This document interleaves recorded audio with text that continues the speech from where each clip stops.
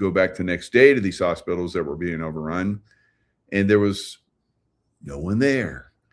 And then when people went in to ask, well, this place was overrun yesterday, and all the hospital staff were confused because obviously these events had been filmed earlier. And remember all the dancing, nurses and all that stuff in hospitals. They didn't have anything to do because, people were like being funneled just into COVID rooms. And so all the people that normally were getting, work done in hospitals, these people were free because it was just COVID, nothing but COVID, disinformation, deflection, right? So we've learned to start to look at this stuff and be very hyper critical, very hyper, disbelieving in a lot of things. That's to be expected, and that's healthy at this point in the game. But at some point, you have to start to understand that some of these things are real, kind of like the Obama birth certificate. Now, President Trump was pushing for evidence of a birth certificate from Obama. There wasn't one. And the year that he was pushing for it, 2016, there wasn't a birth certificate. So the next year, I guess, is when they finally released the one in Hawaii, right? That as we look at it now and people looked at it in detail, it was manufactured, right? And then the woman that signed off on it died in a helicopter crash in like 3 feet of water. And no one else in the helicopter was injured, but she died. She drowned in this helicopter crash, right? So I guess dead people don't talk, right? And that's the way the deep state works things quite often. All right, so I tried to find a video of Obama roasting President Trump, and I know they're out there. I've seen them. I pulled several of them up, and they wouldn't play. They won't play. And maybe some of you out there could find them and maybe post it in the chat if it works. And maybe it's just, YouTube wasn't letting me play them for me so I could show you. But I can talk about it because there is documented evidence of Obama roasting President Trump over the birth certificate. So let's look at.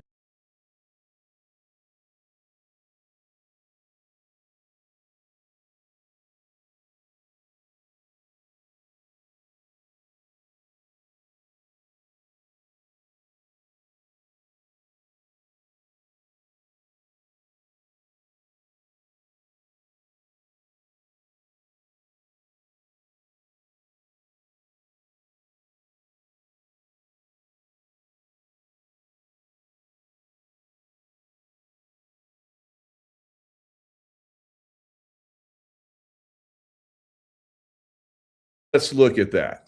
All right. So tonight, as I'm saying this, it's probably already started, but President Donald Trump is attending the White House Correspondents' Dinner for the first time as president because he refused to do it because they treated him badly, he said, right?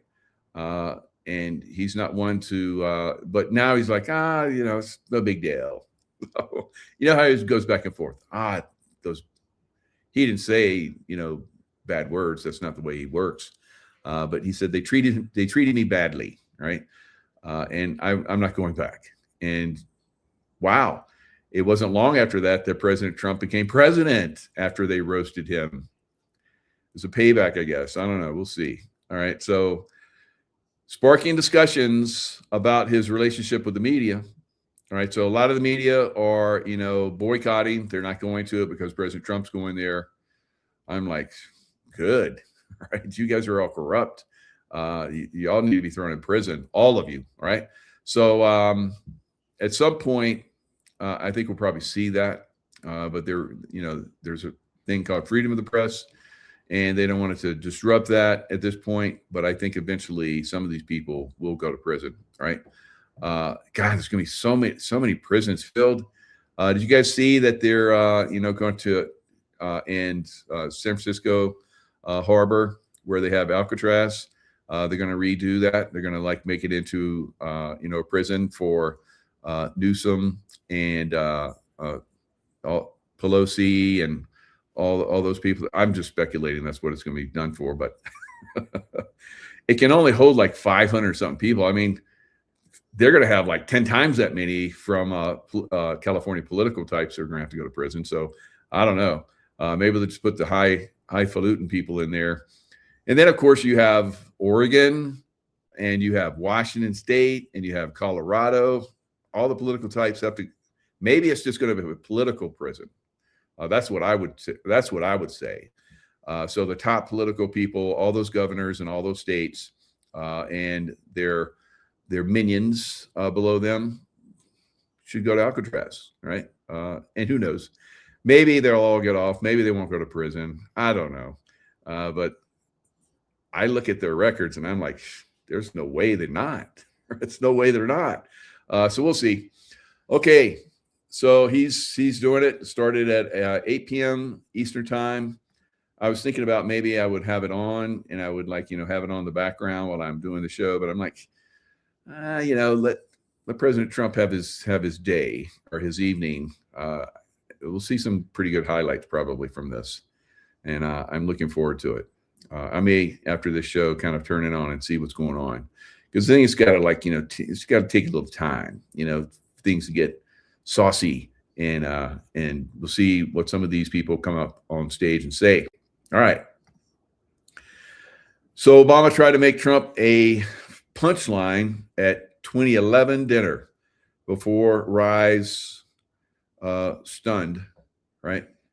So that's that's like 15 years ago. I thought it was like 10 years ago. It's 15 years ago. Geez. President Trump will attend the White House. I thought it was like 2016. His return also revives memories of the 2011 dinner when President Barack Obama and comedian Seth Meyers mocked Trump from the dais in a moment that later became a widely discussed part of Trump's political story. Donald Trump is here tonight, Obama said at the 2011 dinner. Now, because President Trump was basically elected in 2016, so 5 years later. Now, I know he's taken some flack lately, but no one is happier. No one is prouder to put his birth certificate matter to rest than the Donald. Right. And that's because he can finally get back to focusing on the issues that matter, like, did we fake the moon landing? What really happened in Roswell? And where are Biggie and Tupac? He continued, Trump had publicly called for the release of Obama's birth certificate, which the state of Hawaii did release that year. So, and then, of course, that woman died that signed it, like I talked about. The exchange underscores longstanding tensions between Trump and the Washington establishment that predated his entry into politics. Speculation mounted that the jabs helped fuel Trump's eventual decision to launch a presidential run, culminating in a stunning upset victory in 2016. Donald Trump, proves FAFO, right? All right. Trump denied that Obama's 2011 jokes prompted his candidacy, telling the Washington Post in 2016 that there are many reasons I'm running, but that's not one of them, right? All right. Donald Trump has been saying, this is Seth Meyers, that he will run for president as a Republican, which is surprising since I just assumed he'd be running as a joke. Comedian Seth Meyers said, and who's Seth Meyers? All right. He's pretty much gone off the scene completely. Right. He destroyed his career, I think. All right. So, we haven't heard from Seth Meyers in a long time. So he killed himself. Colbert taunts Trump with embarrassing photo he can't bear to see. So all these, all these late night, idiots, attack him. The press is just full of it, right? Trump told Fox News The Five earlier this year he was treated rudely and crudely during the dinner, which he said influenced his decision not to attend while he was first in office. And the press was so nasty, I didn't do it, said Trump. He once again denied it was the 2011 dinner that sparked his interest in running for office. There is this theory. I was there while Barack Hussein Obama was speaking, and he was hitting me a little bit. Actually, it was very nice. And I loved it. I really loved it, said Trump. What a master. Sends Jared Kushner and Steve Witkoff to Pakistan. So you don't want to have the vice president downrange when you start a war, right? Just saying, all right? So maybe they'll get there and everybody thinks we're going to do peace talks and Trump's going to extend the deadline again. Maybe not. All right. So the Middle East, calm before the storm. Let me show you this, because I actually thought this is what I was thinking today. I was like, feels like the calm before the storm, because I've been in so many of these combat situations over my lifetime. And I'm like, it just feels like calm before the storm. Me sitting in a helicopter ready to take off and go kick some ass. All right. So I think that we could be very close, guys. So I don't know. We'll see. Now, some of the things that lead me to that, because I was feeling it today. I saw that B-52s are taking off from UK, where they have some bases and so forth, and they're doing test runs, they're calling it. So they're taking off and landing again, so they can fool the people that are watching. Yes, that's the way that works. All right. All right. So Middle East, calm before the storm. So I just typed in calm before the storm in Iran, and there we go. Somebody has the article there. How about that? All right. So this is today, April 25th, by Richard North. Although nothing has been formally declared, there seems to be something of a consensus that close of play yesterday was the deadline for the Iranian leadership to come up with a coherent proposal for the negotiations could restart with a view to ending the war, which the ceasefire is to end, failing which the ceasefire is to end. So you have all these different New York Times on successive days, one from the Experience Iran Hand. They're saying that IRGC generals are running the show in Iran. So whoever Trump and team have been dealing with, it's not anyone that's in charge. There's many factions in Iran right now, and most of the ones that are running the show are the IRGC generals, right? Now, there's lots of disinformation about this son of the Ayatollah Khomeini, Mojtaba, the new supreme leader. They're saying now that he was gravely wounded in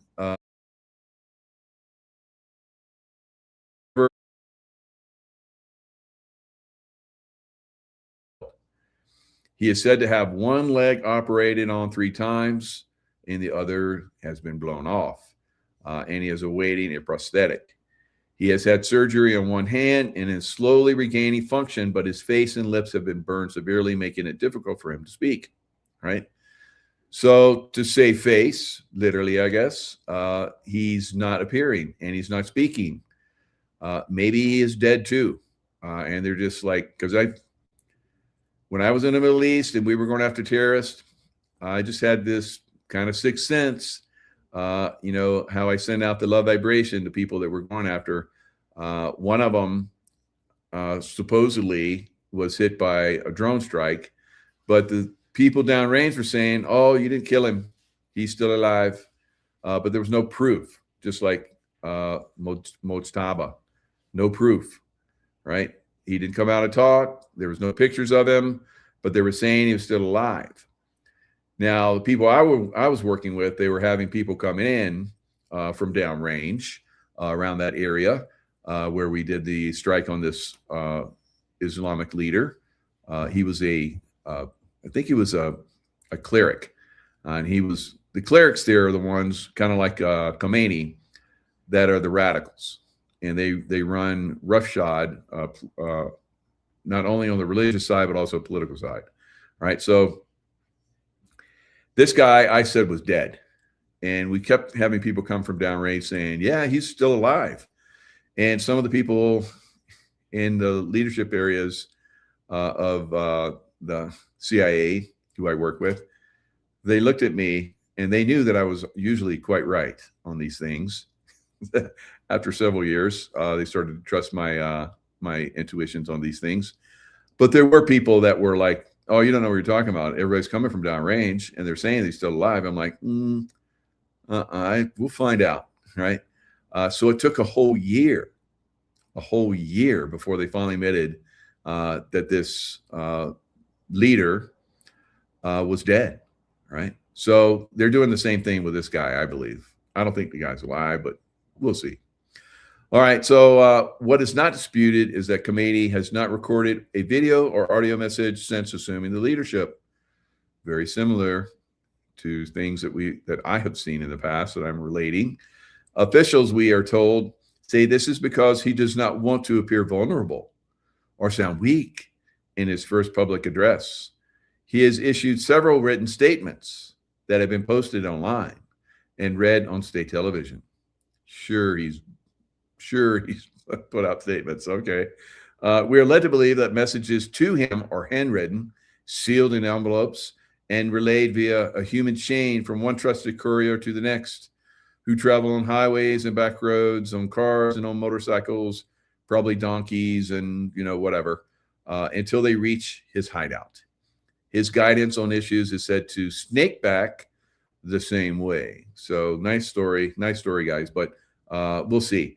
Now, however, there are persistent rumors that Mojtaba is already dead.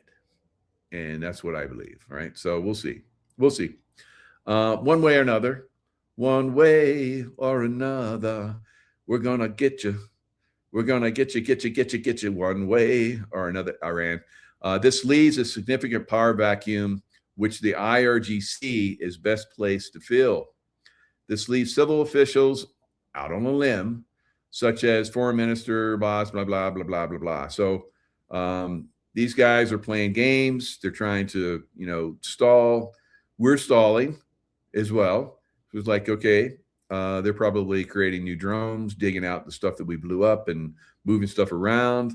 We're watching all that, and we know what targets to hit when we hit. And I think that when we hit them, it will be phenomenally massive and very coordinated. And because they have all these drones they've probably been building over the last, several weeks, and building out their drones to the tune of probably thousands more. And they have, I don't know, we've heard that they have well over 100,000, hundreds of thousands of drones. We'll see. All right. So maybe, probably, they have been bringing in a lot of drone technology, drone defeating technology, probably some new stuff, I bet. So we'll see how this works out. All right. So it seems to be a contradiction by the BBC report, which has said special envoys Steve Witkoff, Jared Kushner were heading to Pakistan for peace talks with Iran this morning.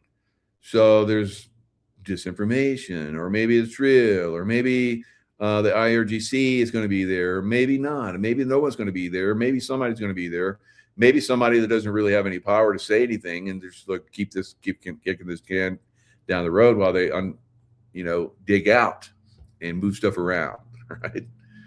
So that's what I think is going on.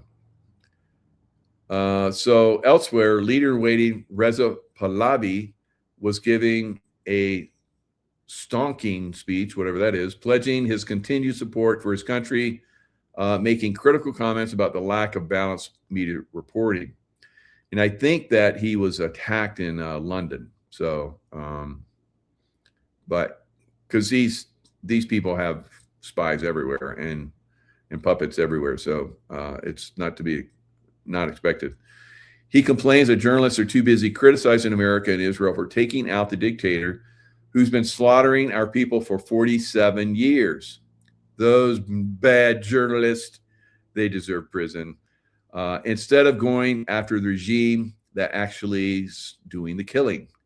Meanwhile, to coincide with the unofficial deadline, the carrier USS George H.W. Bush has arrived on station in the Arabian Sea, bringing to 3 the number of carriers deployed in the theater, the highest number to be deployed in the Middle East since 2003, when I first went to the Middle East after we started the long war against Iraq, right? So I was working for Blackwater at the time. Before I left, we did a sweat lodge, Native American sweat lodge, and we all prayed that, when I got to Iraq, that we would find Saddam Hussein. When I landed in Iraq, they pulled Saddam Hussein out of a hole in the ground. How about that? Coincidence, I'm sure, right? Prayer does have very, very strong, especially when you do it in a very sacred way, all right, an effect on things. So reinforcement and supplies continue to pour into the region. Now, one of the things they said, the reason why we went into Iraq was that Saddam Hussein was going to use the euro to do trading in oil instead of the US dollar. And so some people said that's why we went and took him out. Well, kind of the same argument could be made, for us going into Iran, couldn't it? Because they were trying to push trading oil with the yuan, the Chinese yuan. Coincidences, I'm sure. But anyway, regardless, reinforcements and supplies continue to pour into the region, with a continuous air bridge of U.S. military cargo jets and air tankers being reported. So Monkey Works has been on this for a while. He has shown like this solid, thick stream of aircraft going from bases on the East Coast all the way over to the Middle East, stopping in Germany and then going down into the Middle East, right? Massive, big streams of jets, cargo, all kind of stuff, right? What are they doing? Where are they going? What are they bringing there? Lots of bombs and lots of missiles, right? Because, you look at what's probably on those aircraft carriers and those cruisers and those destroyers. They probably have a lot of stuff, but they're probably going to fire a lot of stuff if this thing kicks off. Not if, when this thing kicks off. And when it kicks off, they're going to need to be resupplied. So they're really coming in. And there's pre-positioned cargo ships out there.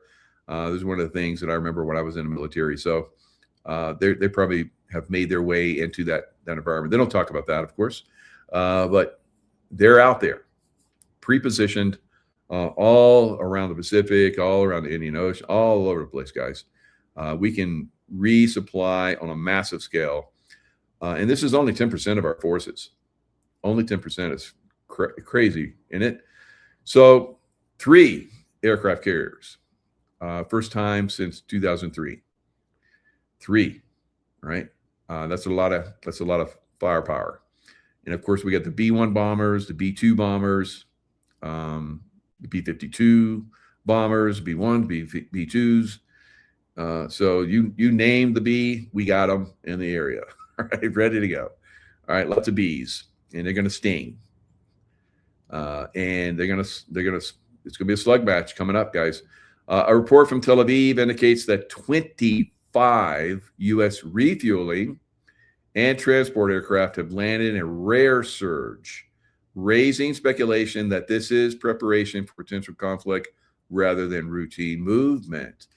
One other transfer of note was a squadron of 12 United States Marine Corps FA-18 Super Hornets, shepherded by 9 KC-46A tankers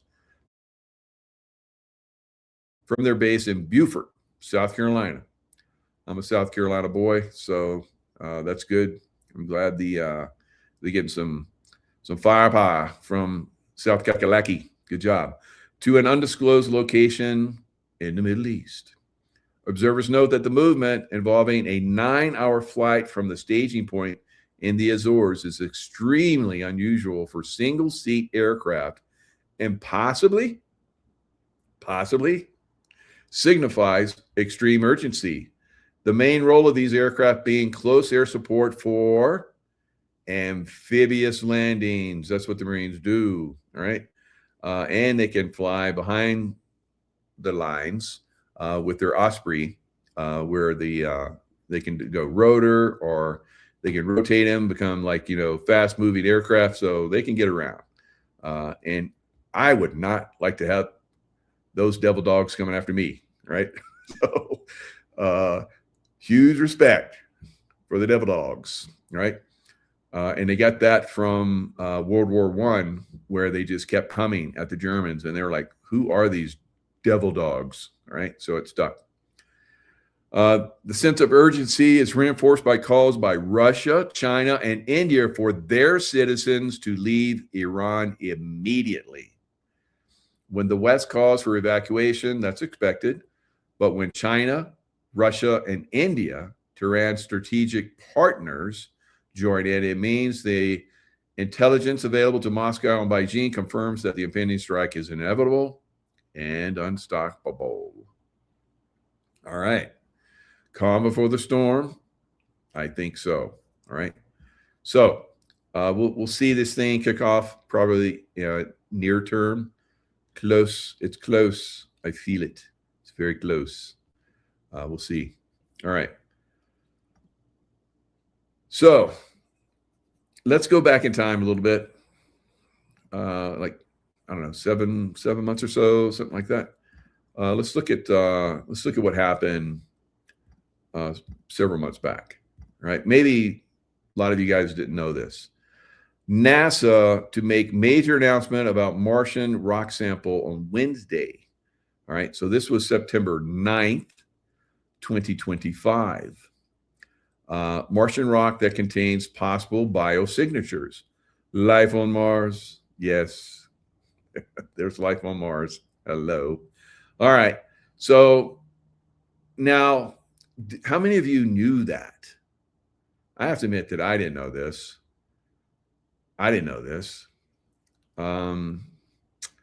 Now, this was published September 9th, and they were going to make the statement on September 10th, right? At 11 a.m. Eastern time on Wednesday, September 10th. Anybody remember anything else that happened on September 10th on that day last year? Anybody?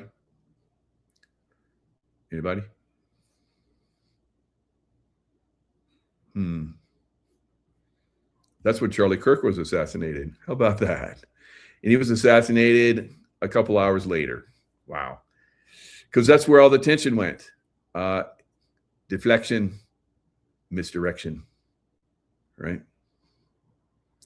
Today in history, right, they announced life on Mars, and it got drowned out by Charlie Kirk assassination. Or was he assassinated?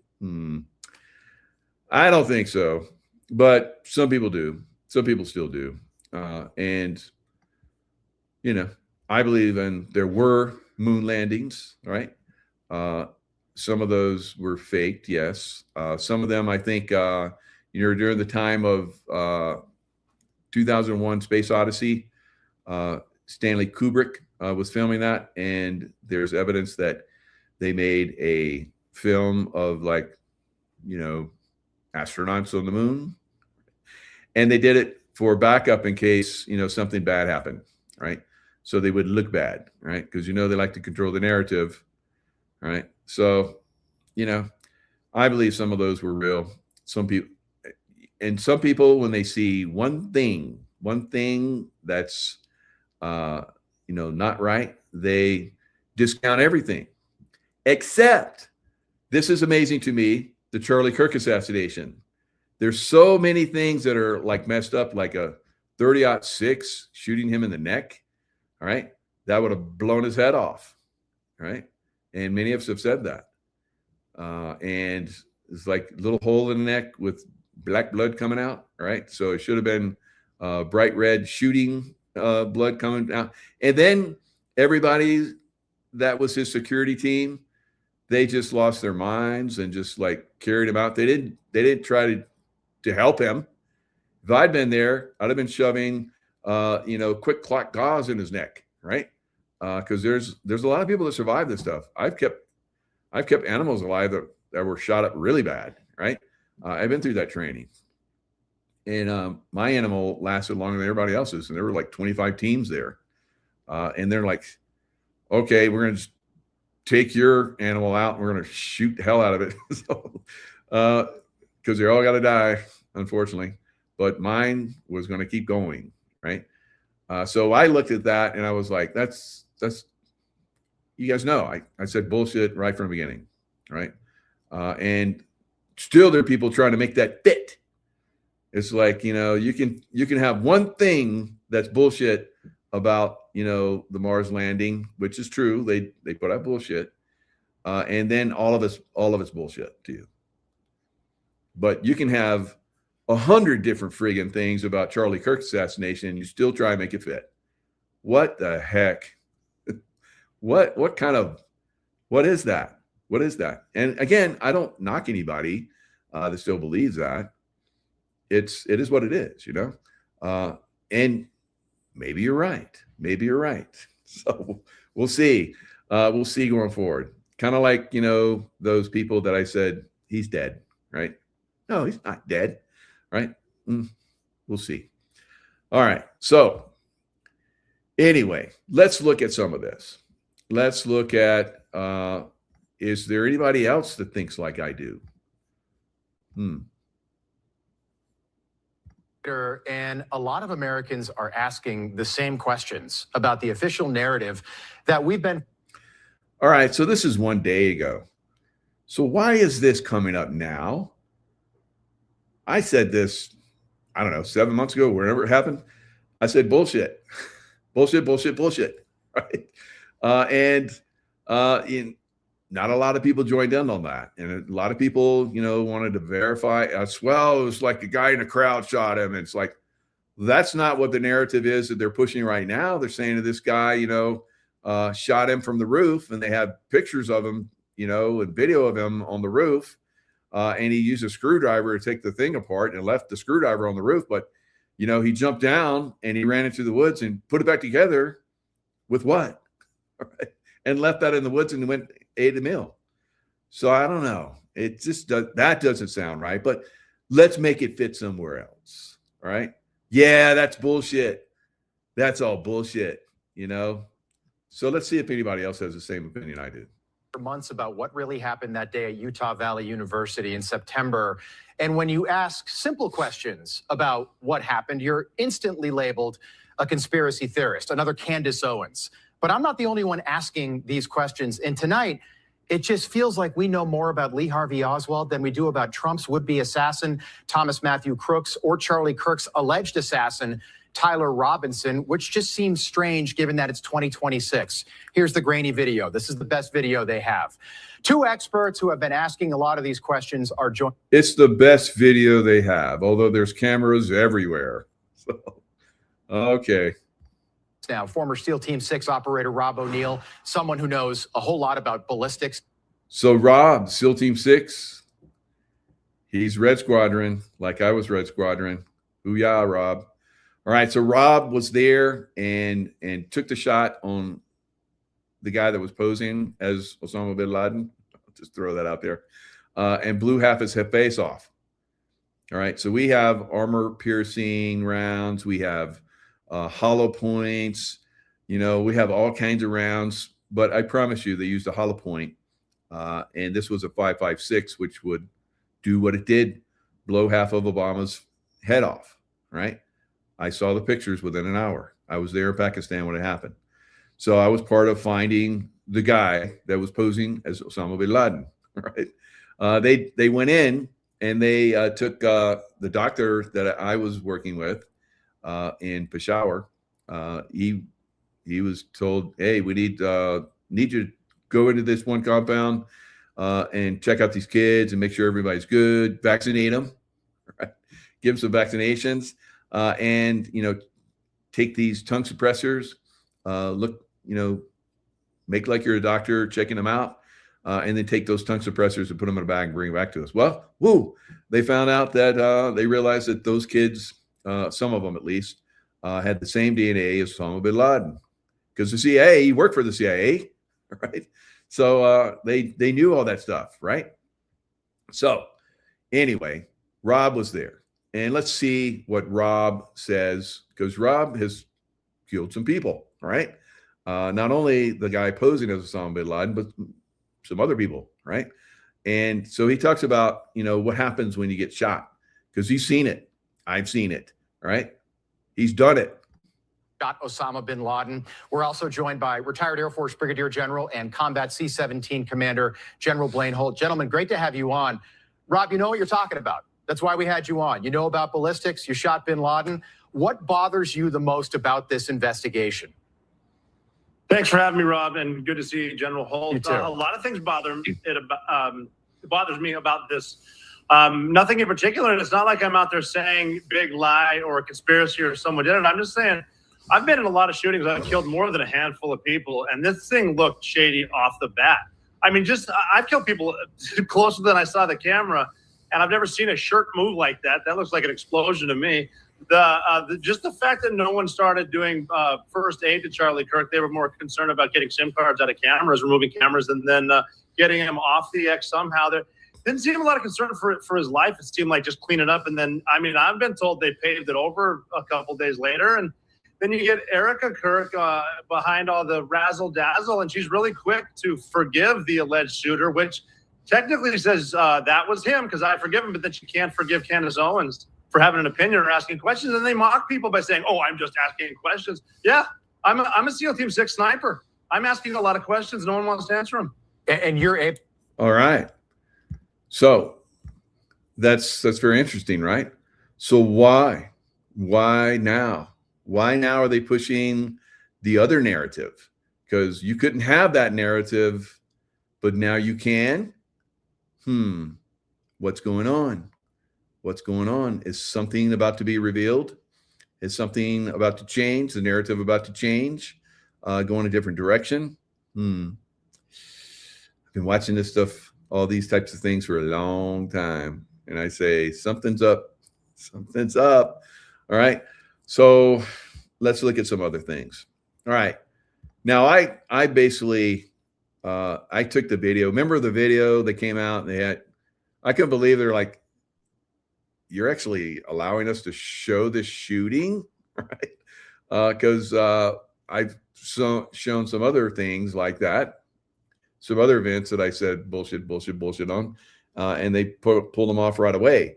Now this one, when I talked about it on YouTube, they pulled it off right away, but it was allowed to stay on Rumble, and Rumble, I mean, you guys went over to Rumble and blew it up. Within the few hours that I had it, and I basically dissected it on YouTube, it blew up. It was like, I don't know, 150,000 views. It probably would have been, by this point, it'd probably be 10 million or something crazy. But, they have to control the narrative. We know that. They control the narrative in a lot of different things. So they control the narrative for a long time. Now they're switching the narrative. What's up? Right? So be observant.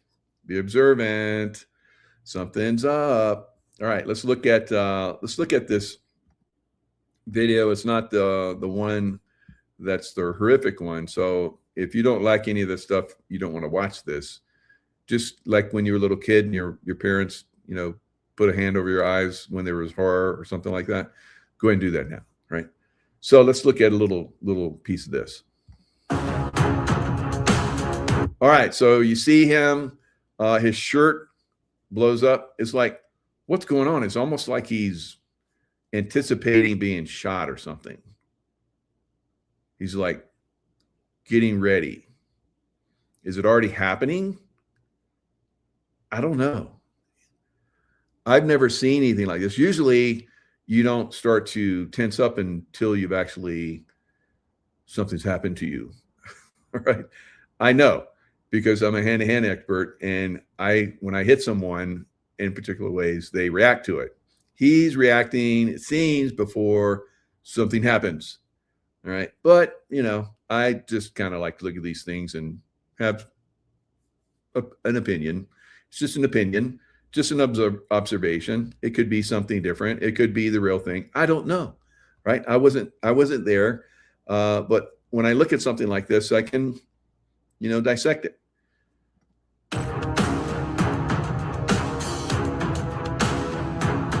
All right, look, he puts the He was like holding the microphone quite a few times, right? I just kind of observe these things, right? And then he puts it down, and then bam. So if you go back and look at him, he was holding it quite a lot, right? And then he puts it down, and then bam. And that's very strange. Usually when I strike someone, they go away from the energy of the strike. Now, this strike, he basically went into where the strike happened. So I would say have somebody slap you in the face and see if you actually go in the direction of the slap. I mean, just try it. If you don't, you believe me? Okay, you believe me on this one? All right. But why would he go into the direction of the energy? I don't know. So it is very very anomalous. These things don't happen for real, but for whatever reason happen here. So now you see the mayhem of the guys that are supposedly protecting him. Right? I've seen this mayhem in other assassinations too, where people should be very organized and very deliberate, but they're not. And it kind of adds to the chaos because people, they see something and then they run because there's chaotic stuff happen. For me, I probably have been standing there like watching everything. I'm like, what? That doesn't look real. But there were people that were traumatized, and I'm sad about that because you were traumatized by something that, okay, all right. So that's what that is, guys. So you have experts who are saying no, right? A couple SEAL 6 bros are like, we could probably have a nice discussion on this one. I like to be in a team room with a beard, have some nice discussion with Rob on that. But there's nice things out there. Erica Kirk came out. People went to that event, which I guess they had months before they had scheduled that event place where they went and President Trump showed up and all that. It's like, how did you guys know that this was going to happen? And or was it just a coincidence? Right. There's a lot of little things like that, but some people don't believe in a moon landing, right? And they see one thing wrong, and it's like it's all bullshit. And they'll see 100 things wrong with Charlie Kirk's assassination, and they're like, it's still real. It's still real. Isn't that funny? That's funny to me. I think it's funny. Yeah. So I just laugh at that stuff. I don't get all worked up about it. It's no big deal. All right. So newly unsealed ATF report on Bullet that killed Charlie Kirk reveals what the feds really found. What did they find? Was it like, in the JFK assassination where the governor was on his Conley, he was on a gurney, and they found the bullet that went through Kennedy and went into him and traveled up this way and circled back around and went in him and then hitting all those different things, bone and all that kind of stuff and flesh. It landed on his gurney right beside him with no deformation. It was perfect. That's odd. That's odd to a military guy, right? Military guys looking at that, it's like, it's like this one Tennessee commander that I had. He was a commander. He was one of those guys. He was former enlisted, worked his way up. What do we call those guys? Mavericks or Mustangs or something like that. I think it was a Mustang. So he worked his way up to be an officer, and he had these great Tennessee sayings. He says, "That dog don't bark." I'm like, what? It's like it's all messed up. It's not right. That dog don't bark, right? So dogs bark, right?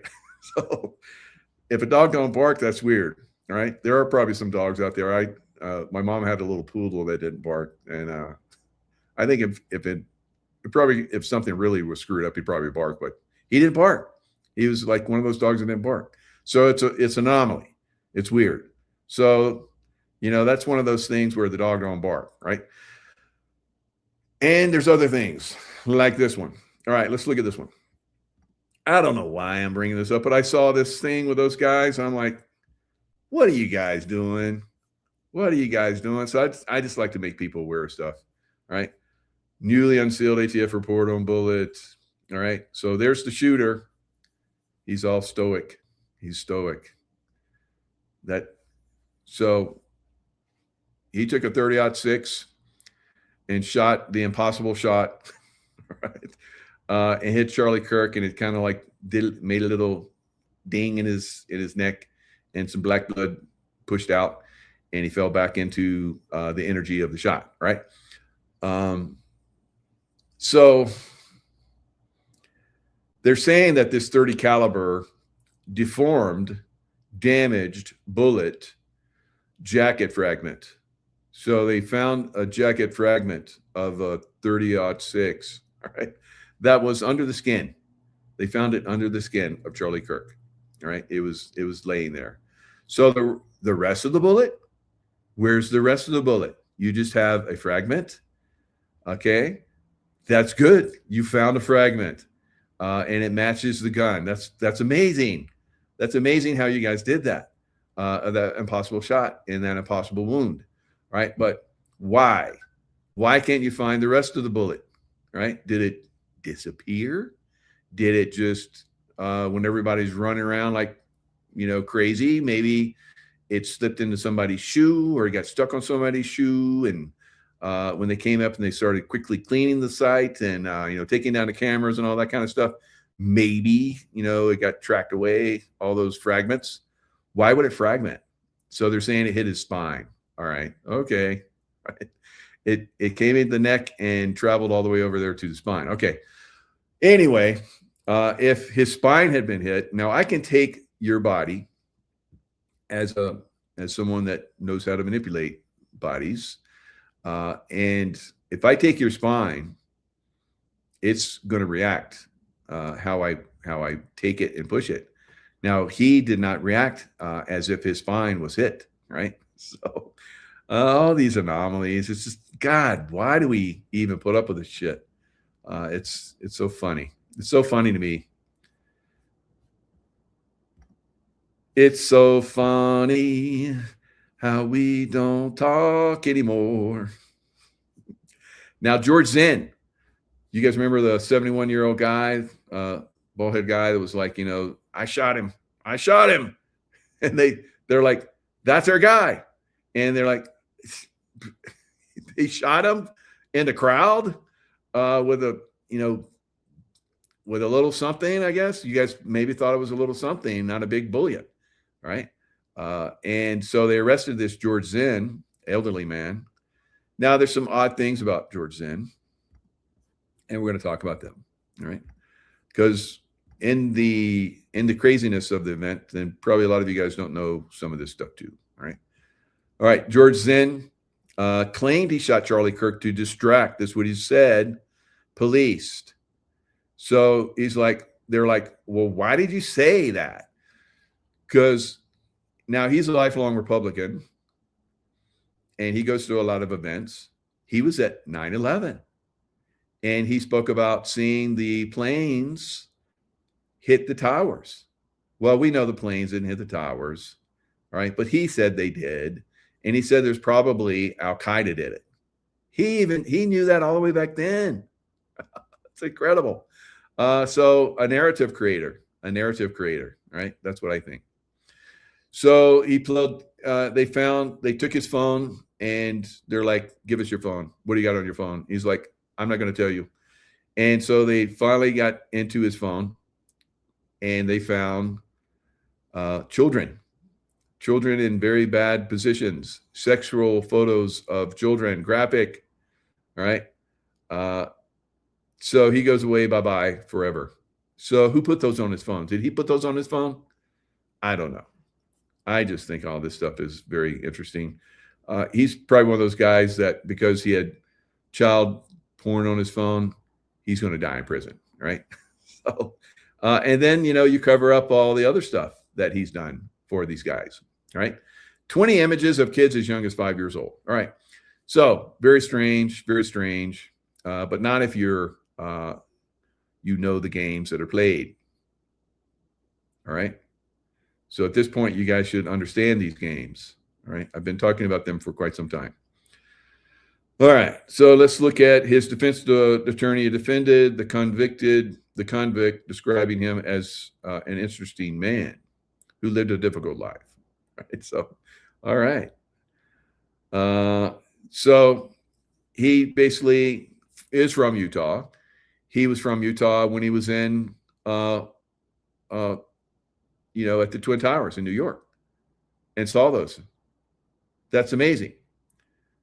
And isn't it amazing that this happened on September 10th, the day before September 11th?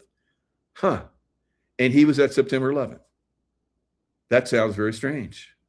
I think probably if you did some kind of odds of that, they would be quite high, right? Very unusually high, right? So anyway, now it wasn't just that he was involved in.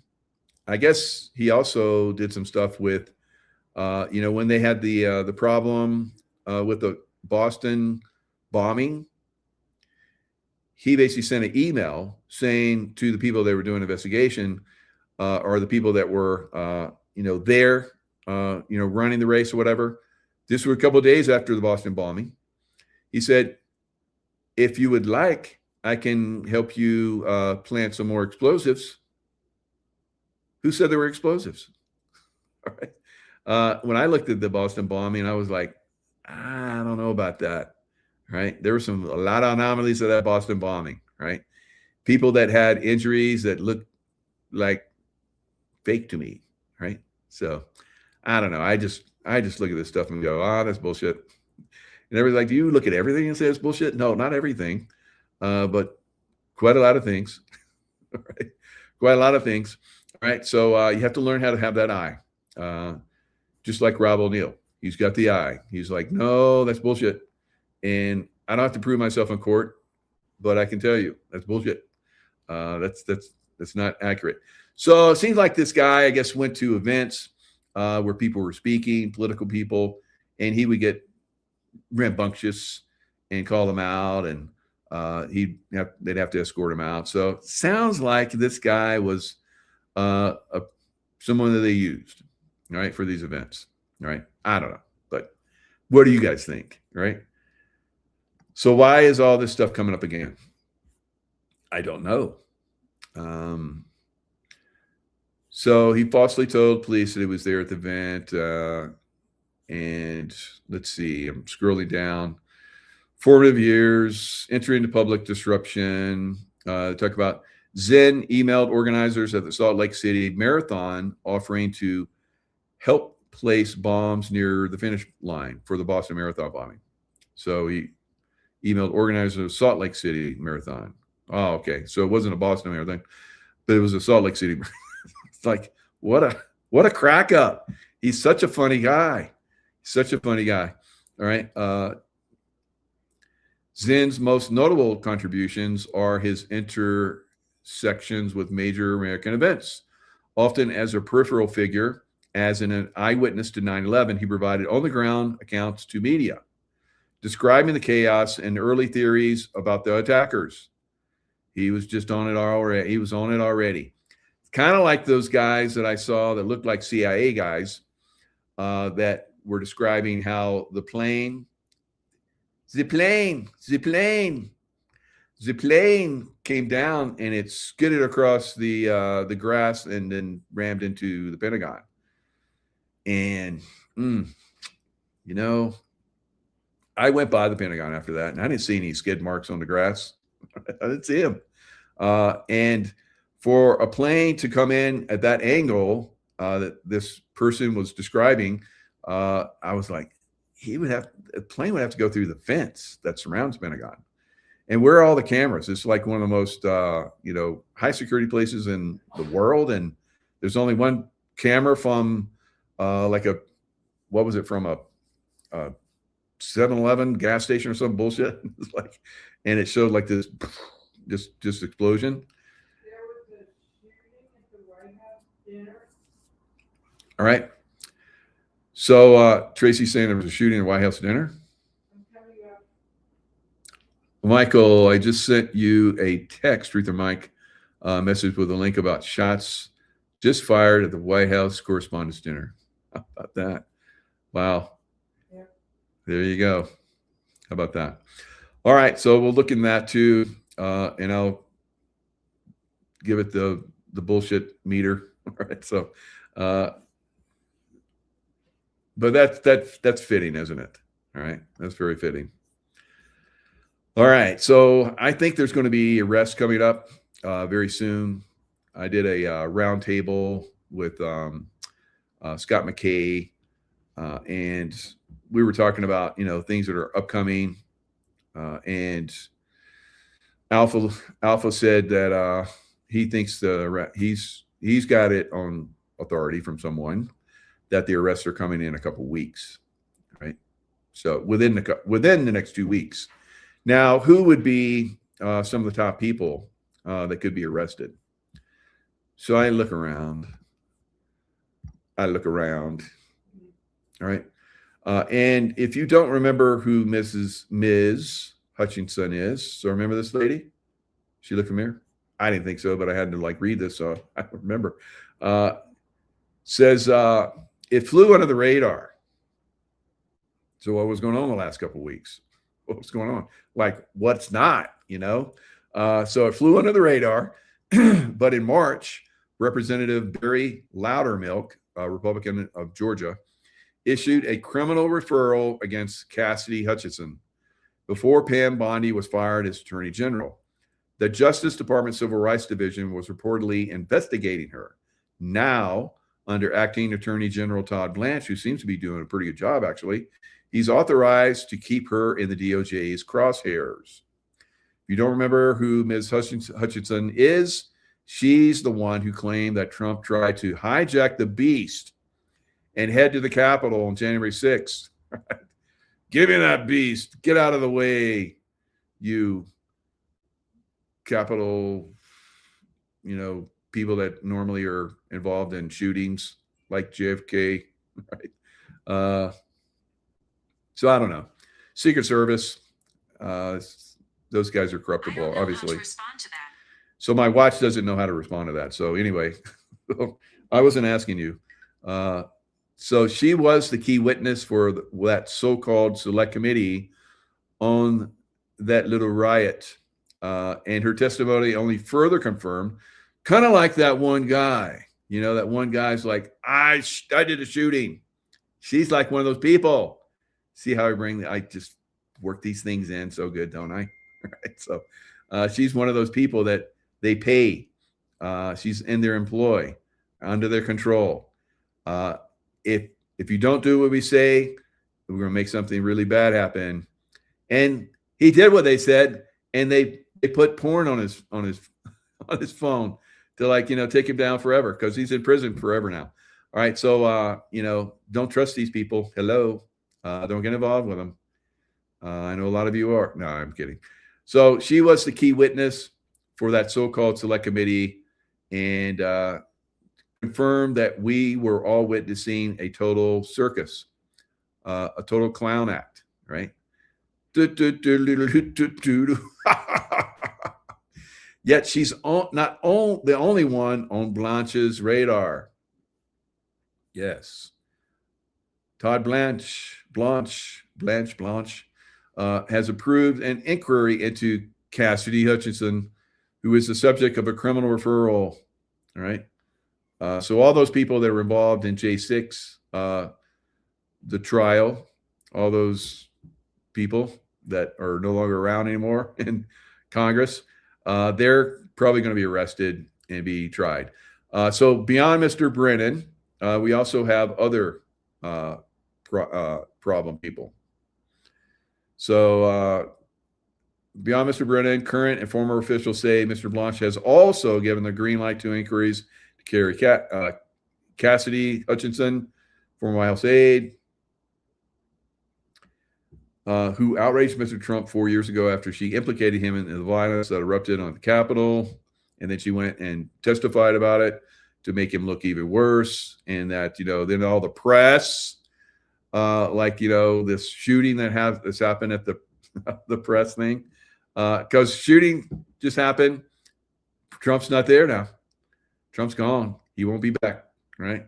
So if there was a shooting there, the Secret Service, that's their job to get him out of there, and he goes away, right?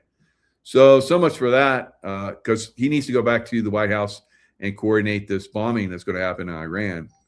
Just my thoughts on that. But anyway, moreover, misdirection, deflection, right? Moreover, prosecutors plan to revive a botched attempt to bring charges against James Comey, the former FBI director, after a federal judge threw out charges last year that Mr. Comey had lied to Congress. He threw him out. He lied to Congress and he threw him out. He should be in prison. Or maybe he is. Maybe he's gone. Maybe he's bye-bye, like a lot of people think. And we'll see. All right, so there's a lot of people that are going to be arrested. And we've been thinking about this. We've been thinking it's like time, long past time, right? But, timing is everything. And I think we're getting close to that time. Because, you got a war going on, which is coming. And that gives cover to arresting people. Because everybody's looking at the war, and you start arresting people, and people are like, what? But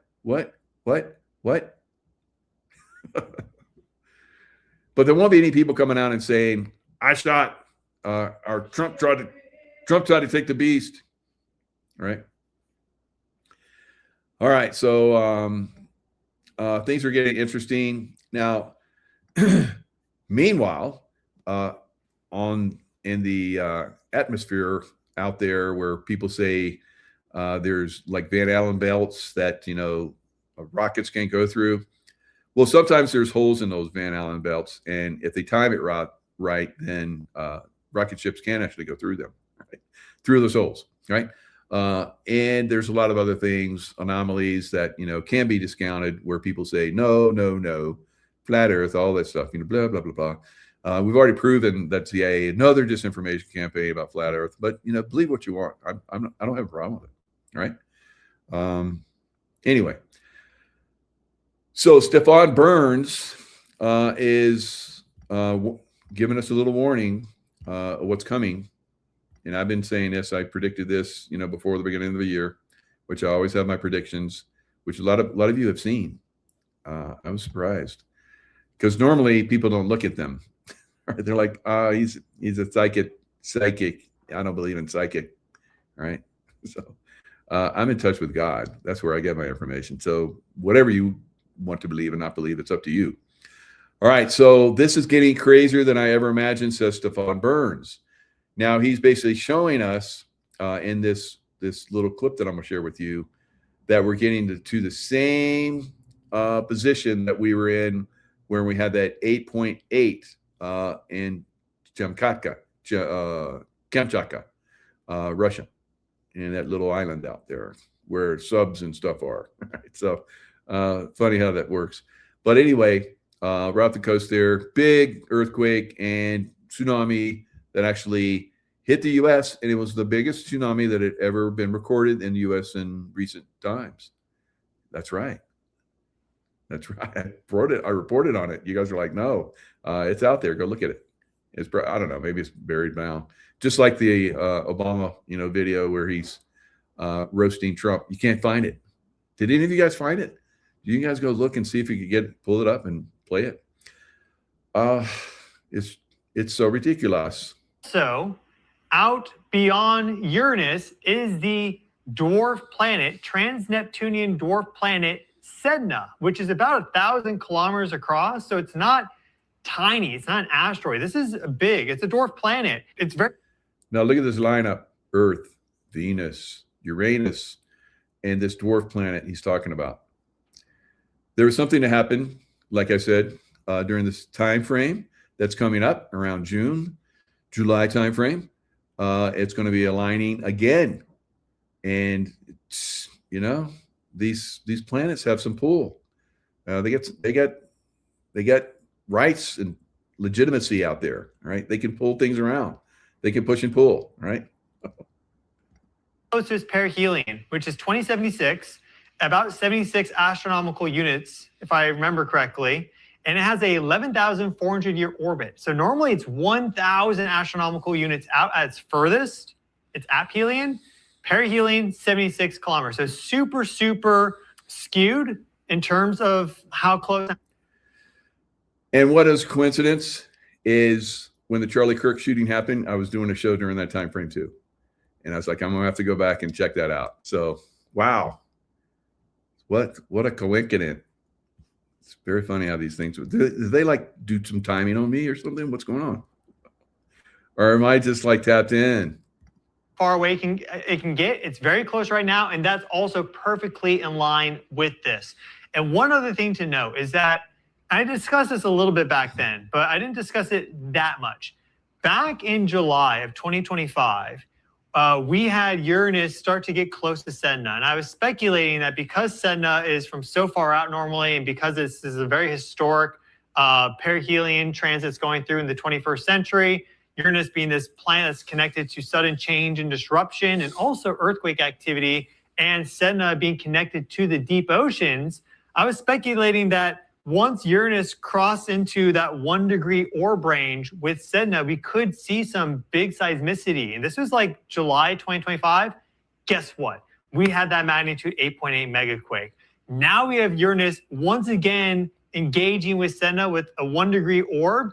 Last year, it didn't fully conjunct Sedna because then it turned retrograde and it moved back, whatever. This year, it's going to sweep over and conjunct Sedna. Oh, so that sounds like we might have an even bigger earthquake like I predicted. How about that? So just be heads up, during the next, few months, right? It could be a war. There could be all kinds of things happening, right? Arrest, distraction here. Trump's coming back, baby. So he's coming back. He's not there. Coming back through the tunnels. Tunnels around that area. So cool. Very good. Yeah. Thanks for the update. That's very interesting.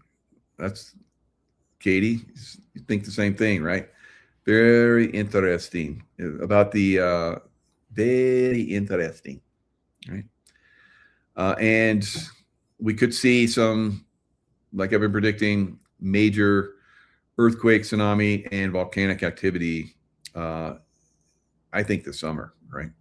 And that's basically a scientific lineup of the planets who've got some pull. They got some pull and some push, right? They're connected. You don't mess around with the planets. They got pull, right? All right, guys. That's all I got. I'm gonna go get some dinner with the wife-ish. And she's hungry. She's getting skinny, and have to keep her fed. Right? No, she's not getting skinny. She's very, very.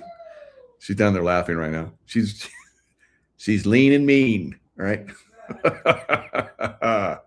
All right. Hopefully, I didn't get myself in trouble. All right. Lots of love. Stay in the love vibration, and we'll see you guys next time.